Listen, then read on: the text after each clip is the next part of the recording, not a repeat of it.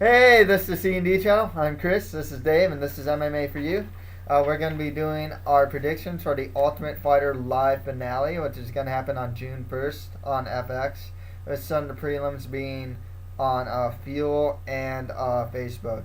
What do you think of this card, my man? That's alright. I mean, Jake Ellenberger versus Kampmann. Kampmann. I mean, this whole thing is okay. It's free. Yeah. Yeah, I mean, understandably, the whole undercard is pretty much all of the contestants from this Ultimate Fighter season. Yep. And quite honestly, some have some potential, but a lot of them don't look like they have a lot of staying power in the UFC, to be perfectly honest with you. Definitely, this prelim card defined undercard. Yeah. Cool. Yeah. Okay, let's Okay. just keep Let's do going. this. Okay, so we got Jake Ellenberger versus Martin Kampmann. Jake Ellenberger is really good, heavy-handed, good boxing. Mhm.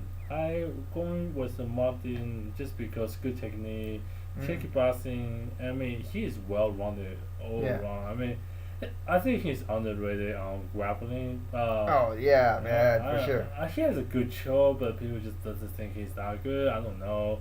A strong takedown defense. Hmm. I think he can win this fight. The only problem is he's not too smart on fighting IQ. You know what, man? I like Martin Kampmann. He was about to lose against Thiago Alves in his last fight, and if Thiago Alves didn't have bad fight IQ, he went for a takedown even though he's beating up on the feet. When he went to take him down, he left his neck out, choked him out, and he got choked out in the last minute of the fight, like quite literally the last minute of the fight. I got Jake Ellenberger winning this one. I do have some concerns here, though, that he does fade, especially around the third round. You saw it against his fight against Diego Sanchez, where he took his back, and Diego was just pounding him out. His cardio is not even questionable. He's just bad after the third round. Yeah, he even against Roca, he looked like sometimes he's not super gassed or he's huffing and puffing, but he looks noticeably slowed down. And it's not just the Diego Sanchez fight. It's like the Roca fight.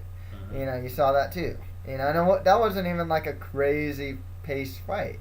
That's why I said Cameron can win this fight because even though he has bad IQ, bad fighting IQ, but his cardio is not bad. He can go 5 rounds. He could go 5 rounds all day long. At a good pace too. Yeah. And I think his all well rounded. If Jake showed a weakness, I think hopefully he knows when to dominate. Yeah.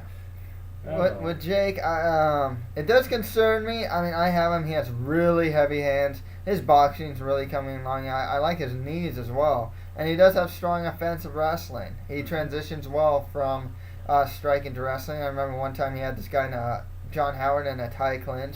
Kneed him in the body. Immediately went for a double leg. Just as an example, I'm worried a lot too. But again, Kim is well-rounded. I mean, if he can defend first 3 rounds, then then we don't know which side gonna win. No, that's true. No, and like I said, it worries me with Ellenberger because of the cardio issue here. And then again, when you're fighting somebody who well-rounded, you burn out your cardio pretty much. Yeah, that's true. That's definitely true. And Kampmann generally puts up a good pace in his fight. He's not plodding. He's not slow or anything. He does put a good pace in his fight. Makes me worried for Ellenberger. I definitely think it's, I am leaning more towards Ellenberger, but Kampmann, very solid fighter. I've always thought he's a top fighter in welterweight. He is. He's proven to be so. But I'll go with Ellenberger to win this one. Yep. I agree with you. Jake is good. Jake has a good, like you say, transition. I worry about it, but I still think Kim has a chance. Cool. Next one. Okay, so for the Ultimate Fighter Live Tournament Finale, we got Mike Chiesa versus Iaquinta. I go for Mike Chiesa. He has semi all undefeated record. He's a grappler, 5 submission, 2 decision. very good, very strong BJJ. He's tall and lanky, so That helps with Brazilian Jiu-Jitsu. yeah, absolutely. You know, when you don't want to do Brazilian Jiu-Jitsu with somebody who's tall and lanky because it's very dangerous. So I like Grappler, so I pick on Grappler. Man, yeah, that's understandable. He's actually been kind of like the dark horse of the season. I know that guys like Justin Lawrence and Myles Jury were actually favored. Iaquinta was actually favored too, and I'm going with him. He trains with Sarah Longo. Guys like Consta Philippou train there, for example, and other really good fighters. He's still pretty young and doesn't have a lot of fights. He only has like 7 fights, 3 TKOs, or 3 KOs or TKOs, and 1 submission victory. I think he'll be able to beat him up on the feet and win in the stand-up. Yep, definitely. It's a close fight. Next one. Next. Okay, we have Max Holloway versus Pat Schilling. I think it's Pat because he has a 5-1 record, 1 TKO and 4 submission. He's 23 years old. Good BJJ. Yeah, I worry about that with Holloway because when he fought Poirier, one thing I mentioned was that Holloway was a Brazilian Jiu-Jitsu white belt. And it definitely worries me. But his stand-up is really good. He's really aggressive. I know he's one of Bloody Elbow's, I forgot what year, but he was one in their scouting report as well. I'll go with, I believe he's Hawaiian too, if I'm not mistaken. I'll go with Max Holloway to win this one. You know, I do agree with you. Max Holloway is pretty dangerous on the stand-up, but his weak one can definitely give me the doubts. So I think if Pat can, grasp a lot and take a defensive on that. But if not, then he probably gonna get killed. Cool. Next fight after that, and this one's actually a pretty good one. Jonathan Brookins is gonna fight Charles Oliveira. I always like Jonathan Brookins when I watch his Ultimate Fighter series. He is always like not necessarily black holes, but he's always be underrated. I mean, he has good BJJ, man. People just say, what the hell is this guy in here for? Yeah. But he has a good BJJ. It's always very impressive. But I am not picking. I pick Oliveira. Yeah, I'm picking Oliveira too. But I do like Brookins. One thing that is really noticeable about Brookins to me is how deceptively strong he is. He's a tall and lanky guy. If you watch like the Erik Koch fight, like he very easily manages to clinch and put him up against a cage, a la like Randy Couture. I mean that's a bit that's a big. I'm not comparing him to Randy or like Benson Henderson does that a lot too. He's just deceptively a strong guy. He has good wrestling, but his stand up is gonna kill him here. Charles, yeah. Yeah, I agree with you. He keep his chin high. He is exposed too much. But again, don't underestimate him. He is tough to finish. Like you said. He is. He's a strong guy. He's actually the first guy to fight Jose Aldo, actually, in the WEC. It took 3 rounds for Aldo. I mean, he kept punching him in the face, too. And he wouldn't go down. Because his stand-out is not that good. I mean, if he has a good stand-out, today I will pick him. But Oliveira, I like this guy. This guy's quick. Oh man! This guy's scary quick, and he has really strong BJJ on top and then off his back.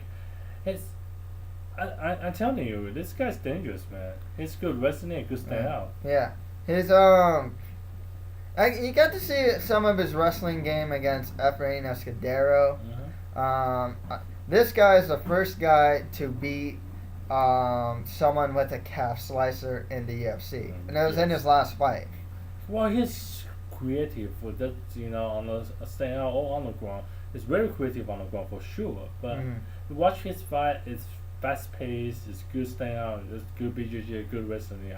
I think for him, he's only 22. Yeah, I think he's definitely a potential, going on him. For sure. Oh, yeah, for sure. No, I agree. His only 2 losses are to Donald Troni and Jim Miller at 155. Yeah. So, That's nothing. That's nothing. Yeah, that's the thing. He's at the proper weight class now, and he's a really dynamic fighter. 15 wins already, man, this guy.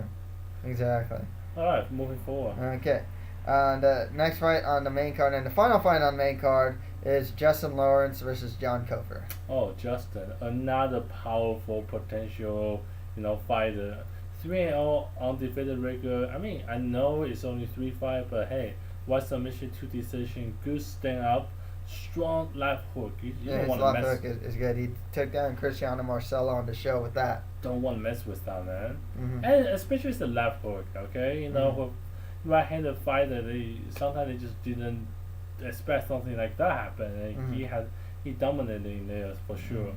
He showed some pretty bad fight IQ against Mike Chiesa. Well, but he's inexperienced. Yeah, but I hope that we can contribute that to inexperience. Yeah, Justin Lawrence was one of the favorites to win. He trains at Black House as well. Yep. I got Justin Lawrence to win that one. Me too. Good, next one after that. You got Chris Saunders versus Myles Jury. Myles Jury, 9-0 undefeated record, 4 KO, 5 submission. Definitely a finisher right here. Yeah. He actually tried out for the Ultimate Fighter. I forgot his backstory. I'm blanking on it as far as the Ultimate Fighter goes. This isn't his first go around or anything. Mm-hmm. He's only 23 years old. He's never been past the first round in pro MMA fights, and he's a King the Cage veteran. He's fighting Chris Saunders. I remember seeing him, for example, against like Chris Hordesky, in Bellator. He's all right, I think he hails from Long Beach here, if I'm not mistaken. Oh, California. But I'm not picking him to win. I'm picking Myles Jury.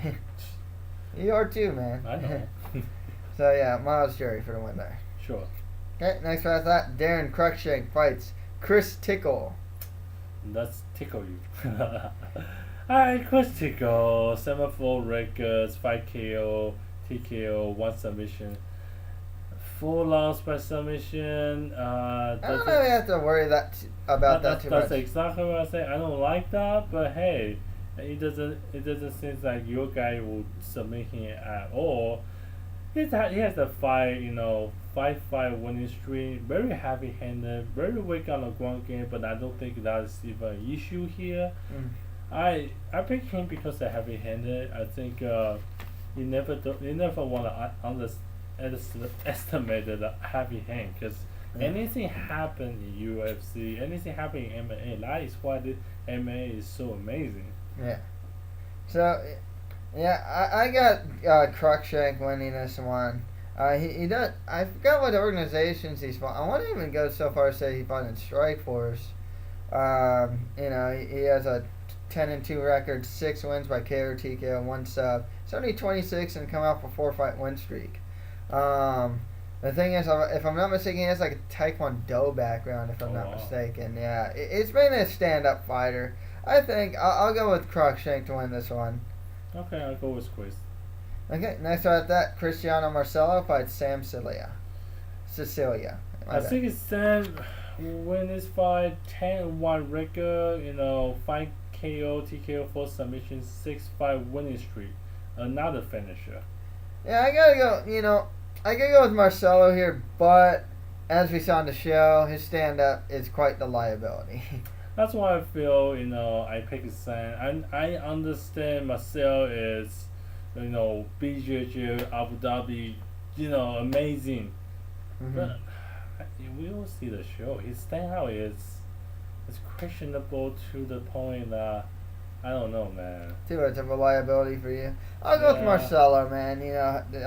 How Brazilian Jiu-Jitsu guy wins. Takedown, submit, pass, guard, submission. I'm going to go with Cristiano Marcello to win this one. I think it's then, of course he's not Abu Dhabi BJJ, but, if he keep all the pace on the ground, on the stand out, not on the ground, he can defend himself, try to not take down as much, stay on the ground, stay out, then you will be him.